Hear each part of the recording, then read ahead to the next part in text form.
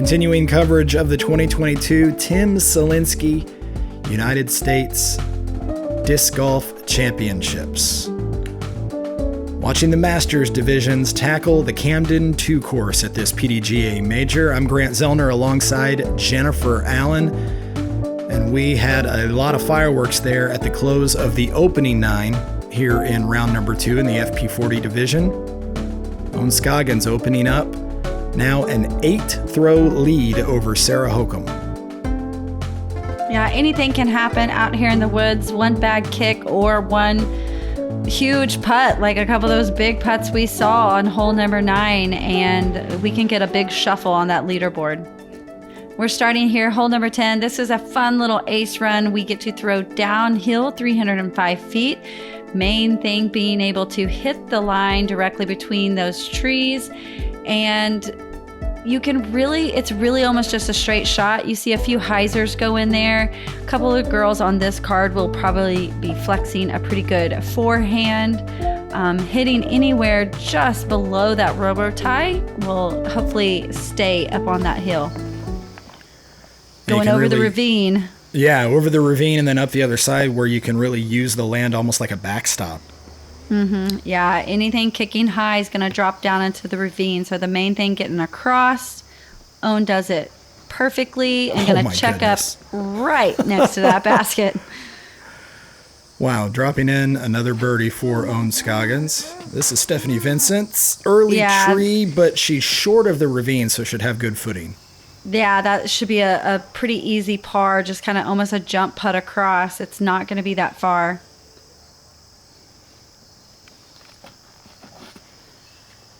Yep. Kim working the flex a little bit more, going to be a little high, so she's going to have a steep downhill putt. Yeah, that'll be weird. Definitely is hard to get footing sometimes and a little easier to take the knee. Sarah working the forehand a little bit lower. She's going to hopefully get that slide up the hill. Never saw it. We'll have to wait and see. She could be pin high just down to the left. Yeah. Stephanie may have a little bit more of 150. I don't know how much that rolled, but you can really sneak that hyzer line through. So she just caught up on one of those last trees.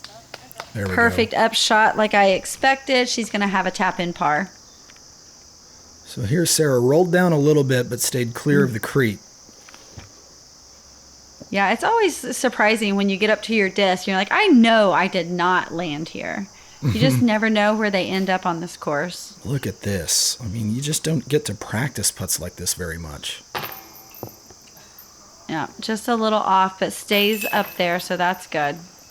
Couple of tap-in pars right there. And Owen is still the closest. She is putting out a turn. We're going to give her a courtesy warning for that park job because she was definitely last to putt there.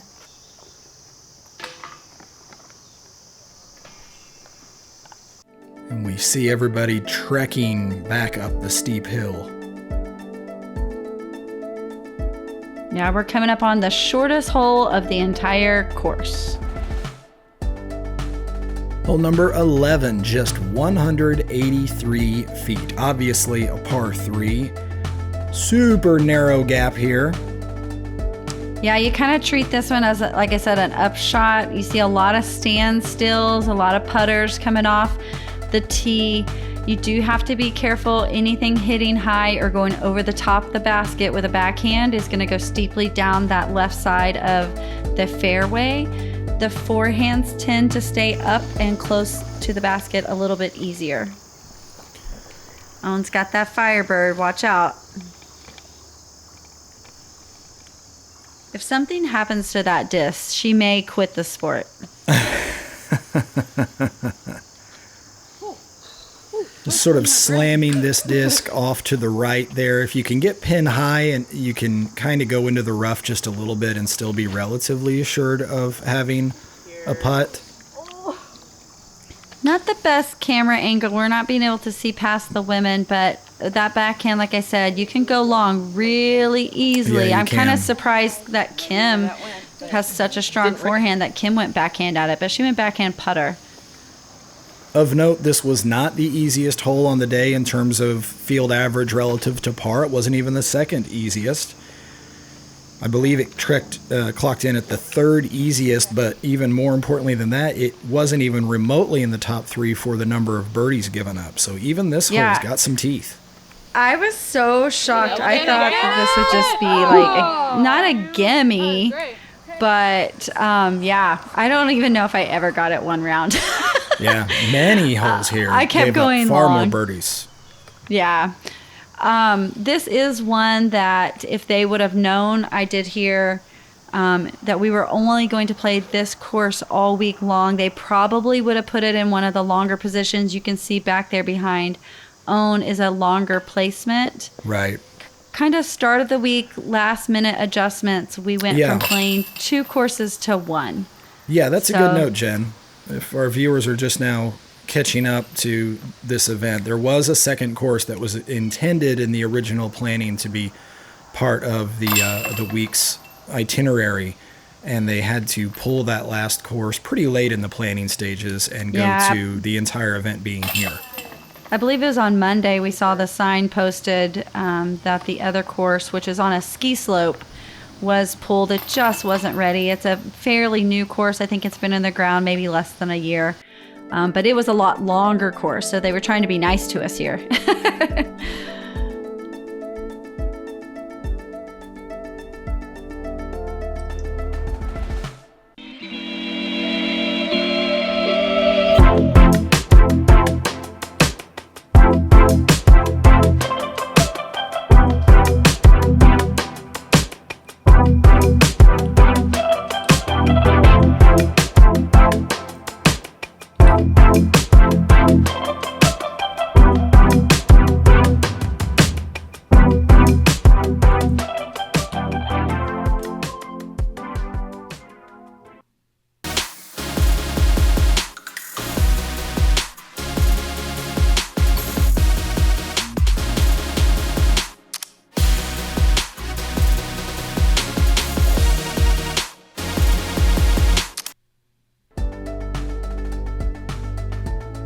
Okay, hole number 12. This is a par 3, 440 feet. You want to get across this deep ravine.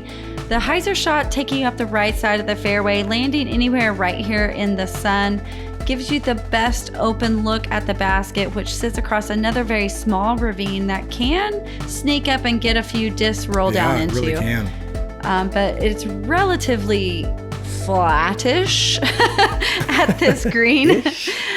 The hill does come up behind the basket, but it's not too bad to putt from that hill. We kind of use that hill as a backstop. You can turn one over left or hyzer one left, and there's a second fairway up the left side of this hole.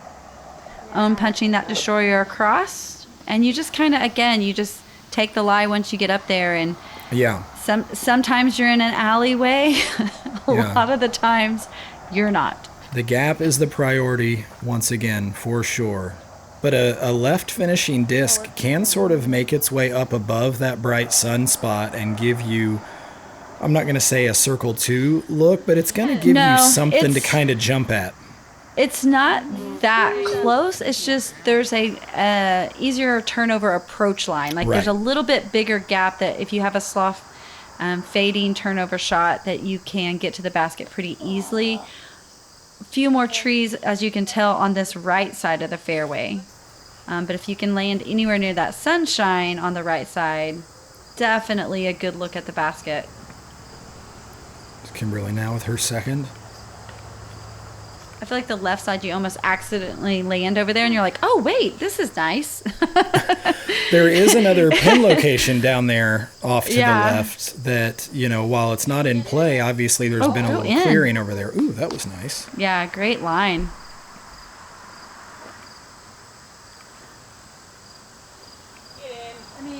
I'm taking the hyzer around the tree and almost getting that birdie from way downtown.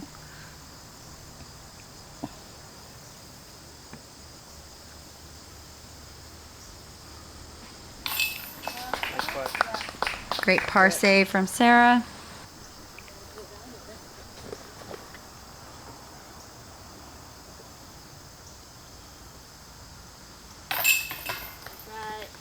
The 12th hole did not give up a birdie on the day. It played 3/4 of a stroke over par as far as the field average went. I was going to say, this is a great star frame. Like, for the entire card to walk away with pars. Yeah. That's a good hole. This is one that at least one bogey can sneak up quickly. So they played this hole perfectly.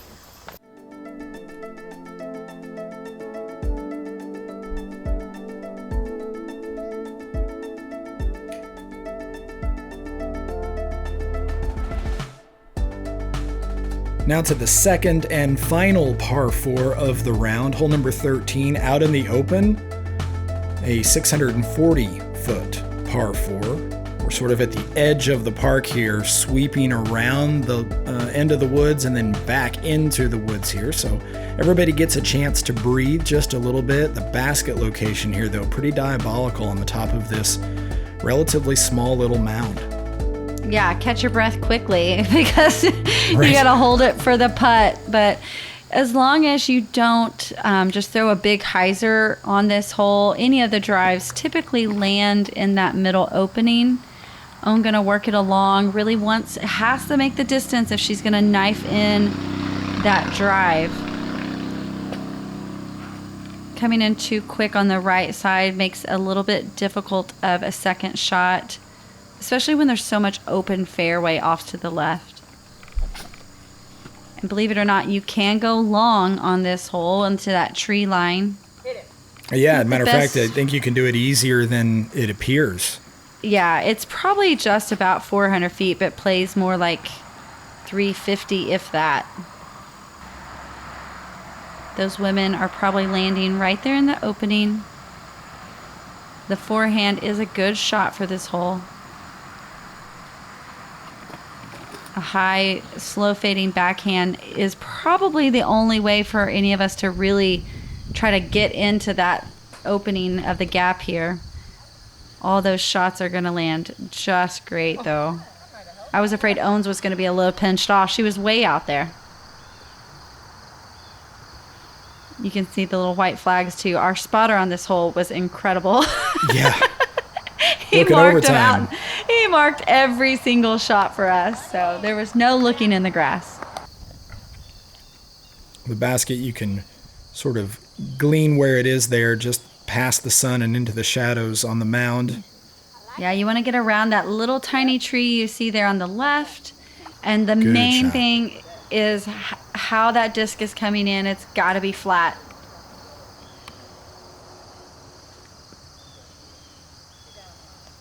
All of them do a pretty good job. I believe Stephanie rolled just the backside a little.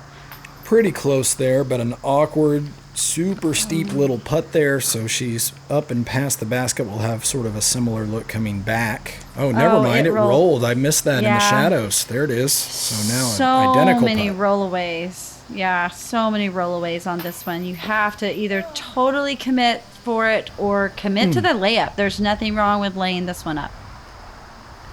Because you definitely see at least one, I feel like, really bad 30, 40-foot rollaway on this hole every time.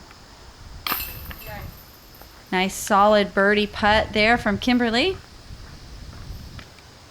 That's where you just pretend that there's absolutely ground all around the basket. Right. Owen wiggles in her birdie putt. And that's a pretty good position, I think, where Owen was. I mean, it was pretty drastic uphill, but it was short enough that it didn't really matter too much. Right. I think I'd rather be the front side of this green. You could get closer to the basket. If you went long was really when the putts got longer. If you went over the basket there.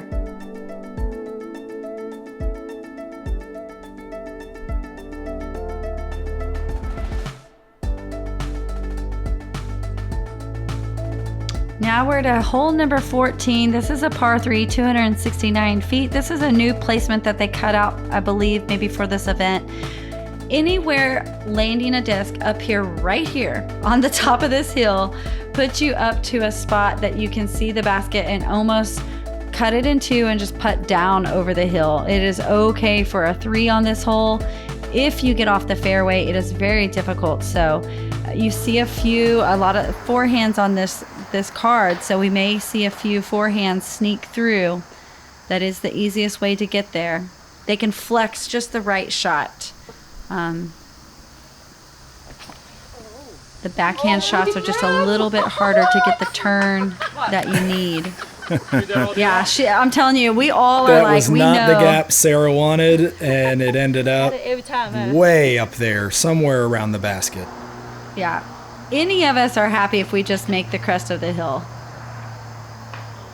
Beautiful turning shot by Owen, but if you catch that left side, you just don't know where you're going to go.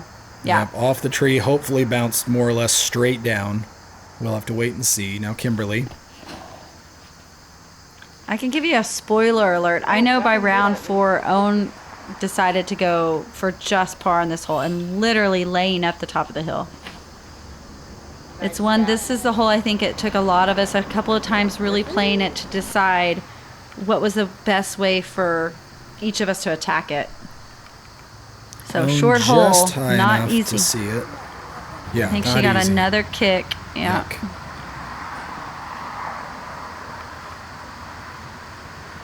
And the green is so fast. You know, even if you get up here and you want to just lay up, you can hit the koozie, literally, and take off rolling.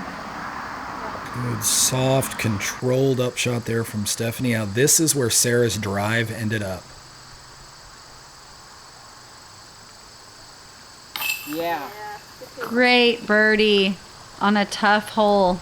I bet there was not very many of them. That was the only one of the day. I'm not a gambler, but I would have bet there wasn't many. Yep, that was it. So on the field, Sarah picks up about a stroke and a half with that birdie.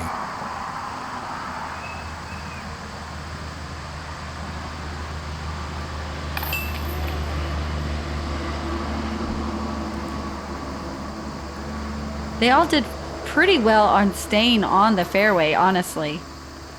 Even Owen got the bogey, but it could have been way worse. You see some all the way down the hill on this one.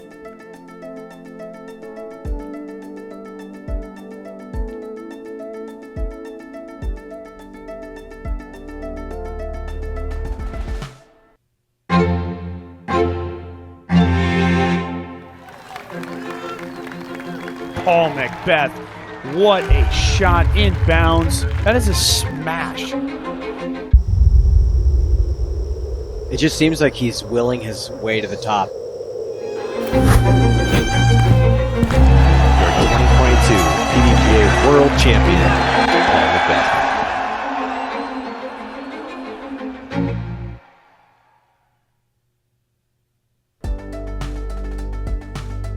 We are at the 15th, a par 3 at 305 feet. This hole pretty significantly downhill. It does have the other out of bounds area here on the course. That entire left side is OB, but the way it sort of lines out, a lot of discs that are heading for that out of bounds, fortunate enough to sort of kick off something and stay in. Yeah, again, there's no fence. Yeah, no fence along the left side. It is literally a painted line with a lot of trees. Yeah, and some 2x4s and things are sort of up against various trees as well. Just sort of, I don't know if you'd call it artistically, but there's just kind of like what's supposed to, I think, look like sort of the ruins of an old fence. And they come into play in a positive way for the most part. Yeah, as long as you don't hit the ground at a lot of angle to get a big skip, you're typically stay in. But as Grant mentioned, not only is this downhill that you really drastically see, but you see it also go down and to the right. Yeah. So a lot of these shots, especially forehands, are really going to pull themselves to the right side of the fairway. The height of the disc comes into play as well. There's a kick. Did it get a second kick? Yeah, I don't know about that. When it kicks like that, it's going more perpendicular, sort of straight into the OB, and that's where you don't sometimes get the kiss back out. That was a good kick, though, for Stephanie, and now we need it to settle. Uh-oh. Big another skip. High skip. Wow, lots of wait and see. Yeah, you haven't seen too many big skips like this during the round yet. This is just this was one of my favorite holes to play. It was fun. just because, like, if you hit the line perfectly, you're rewarded. Like, this was Yeah. a fun one. So it looks like Kim able to stay in. This approach isn't easy as well. It'll go quickly behind the basket if you get it a little too high. Stephanie taking her relief there. That was a big skip when she got to the basket. She's well beyond. Yeah, she's probably outside circle's edge almost. Just needed a little more oomph on that one. Own for birdie.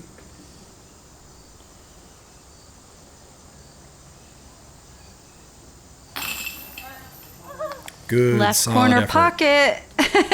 Yeah, she gets a little skip when she gets lucky. Like, that one was not how she wanted to hit it, but she's going to take it.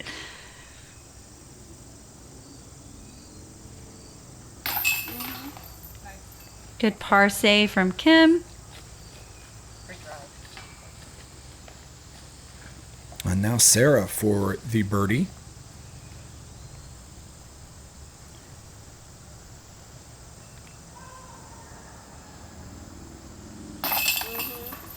She is stringing together a beautiful back nine. Sarah and Own each with 2 of the 3 birdies here at the 15th on the day. Jennifer, do you know who got the other birdie?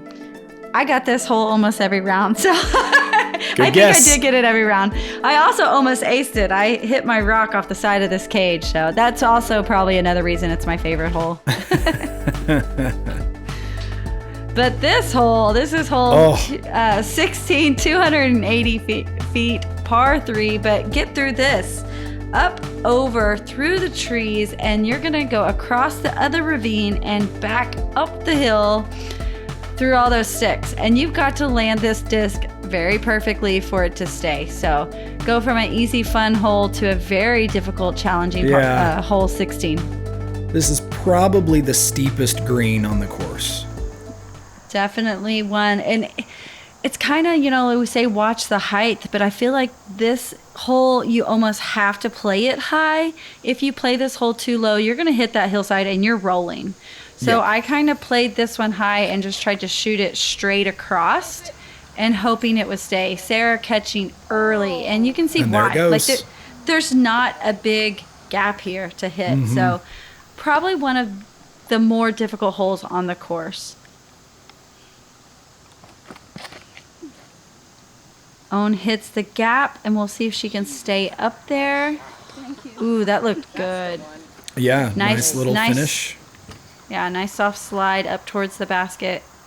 It's pretty easy to get a kick way off to the right as well, and if you're on that right side, it is not easy to get back.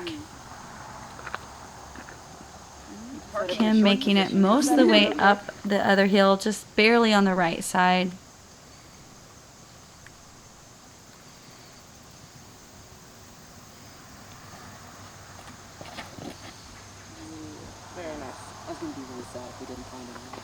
I believe Stephanie makes it across as well. I couldn't really tell, but I think she made it most of the way.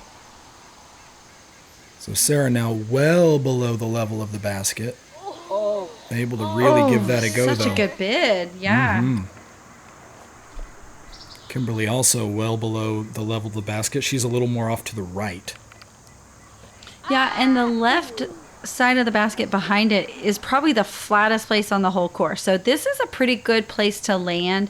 You feel pretty confident that you can run this without too much damage unless you catch that left side low cage and you can head off down the hill. But this is a good placement. Oh, sit down. All right. And that's why, that correct miss was on the right side of the basket. Right. You don't want to miss that on the left side. If you're going to miss, you got to miss on that high side. Owen doesn't miss hardly ever, so she's going to cash that birdie. Stephanie tapping in the par. I believe we have a couple other par here. Putts going in once they can make it up the hill. There's one of them.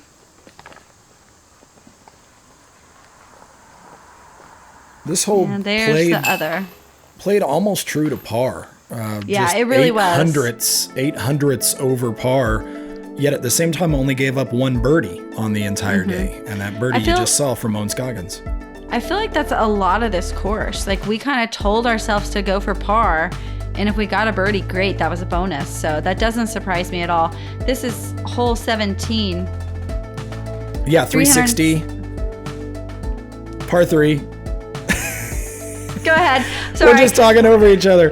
We're going to go all the way through those trees, anywhere again, landing right about here. You have a good kind of jump putt at the basket. You will see probably a few drives giving it maybe inside circle 1. It plays 360, but I feel like it may play just a little hair shorter than that. Yeah, I agree. I got to play the course the day after the tournament, and I agree. This hole, it didn't feel like it took quite the oomph off the tee to find yourself there, at least at circle's edge. Yeah, if you hit the line, I think there's some good ground play on this hole, and it'll get you just a hair closer.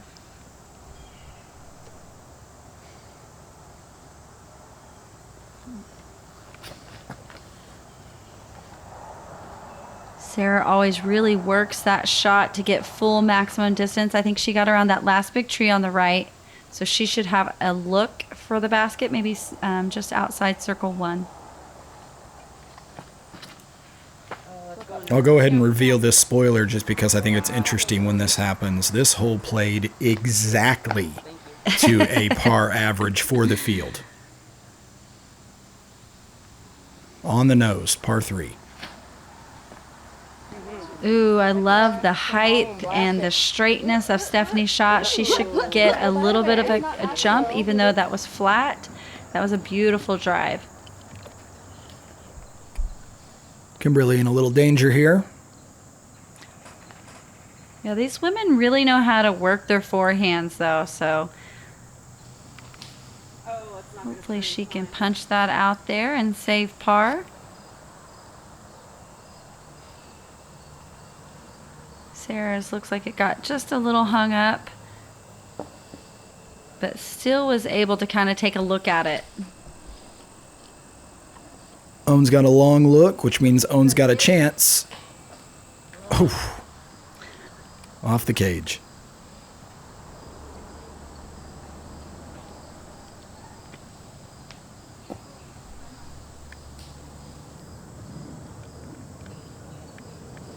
And now Stephanie, this is where that drive ended up, Jen.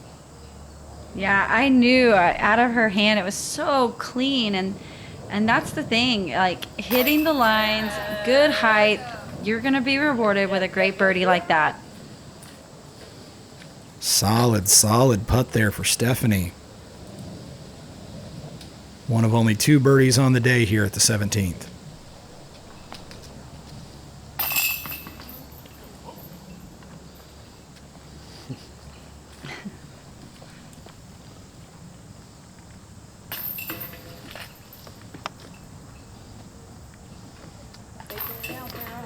Well, they have done it. We are to the very last hole of round 2. Tim Selinske.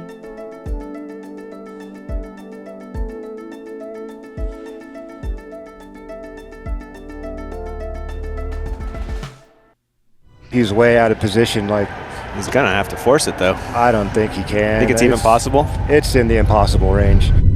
The way Worlds ended last year, you couldn't have wrote that in a book. After the initial reaction, I had to process. If you don't even think it's a sport, watching this moment has to get you pumped up. He's going to need the shot of the century. I could sense something was about to happen.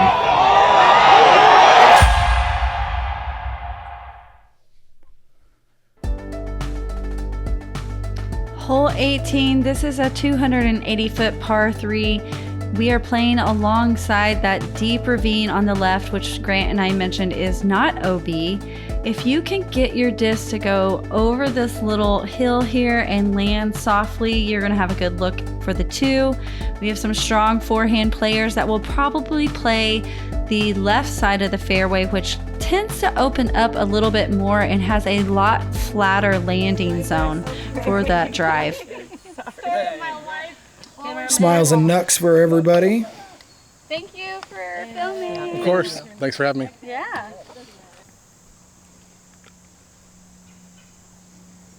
I think this is kind of a fun finishing hole here. It is, and it's another one of those, like, sometimes you feel like you hit your line and you catch one little straggler tree, but it's definitely a reachable hole. It's Right. 280, maybe plays a little bit longer going back up the hill. That's a beautiful drive if it comes clean, and it does. Yeah, it did. It settled right there on the side hill. I feel like the forehand kind of opens up the hole just a little bit more, and especially with these three women, they throw them so perfectly. They really can shape the shot better than most of the field, I think, with their forehands. I think it's interesting that in all the play I saw here at this hole, even with the forehand, nobody swung it really far out to the left and tried to sort of sweep it in. Even the forehands were kind of playing sort of a middle-ish gap. The tight inside, yeah. A little bit, yeah. I just was surprised to not. I think maybe the ravine was just a little bit scary. That one was. Yeah, I didn't see wide. that very often. It's a good shot there. Yeah, it's perfect. I watched them do it in practice. I don't know if I saw them do it as much during play, but they definitely practiced that line. So maybe a little last minute game decision. Afraid of this, you know, Yeah, you get that's down in the the ravine. fear. It's so hard. Well, first of all, it's hard to get down there. There's a rope that you can hold on to. And then it's hard to get that shot straight back up. And the hard part, I think, is you're throwing nose angle straight up. Yeah. But then if your disc hits at any angle, it's probably going to roll back down. So very difficult to be down and recover from that ravine. Kimberly saw a lot of putts from right around there. Now Owen didn't see a lot of putts from here. She really stuck the landing. Yeah, she got up into the rough, which helped her stay. And Kim chose to lay that up, and there's nothing wrong with this. If you hit that uphill putt low, it's going to come right down. And I usually saw it past the player. Like it was longer than their first original putt. That's an absolute park job by Sarah. Wow. Great way to finish the day. So we got a couple of beautiful birdies there on the 18th. Stephanie tapping out that bogey, and that's not an easy putt either. Yeah, that's a weird little putt. Yeah, a couple of these baskets were so placed just right on that uphill of the putt. These ladies are they're done. They're ready. They're having a good time now. They know it's over.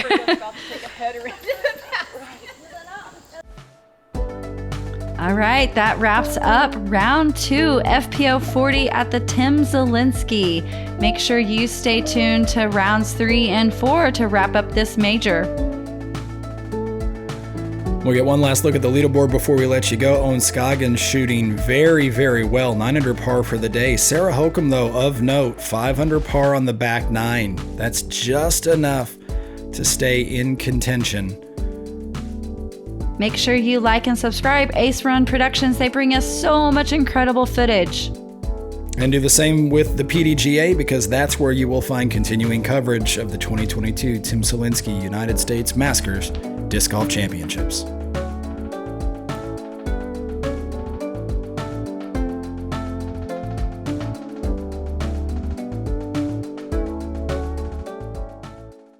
You said Masters.